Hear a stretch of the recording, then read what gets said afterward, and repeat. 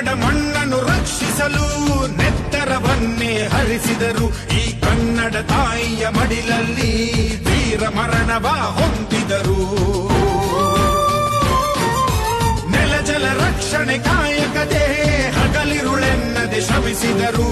ರಾಖಿ ಬೂಟಿನ ಒದೆ ತಿಂದು ಶತ್ರುಗಳೆದೆಯ ಮೆಟ್ಟಿದರು. ಉಪವಾಸ ಸೆರೆವಾಸ ಎದೆಗುಂದದೆ ಮುನ್ನುಗ್ಗಿದರು.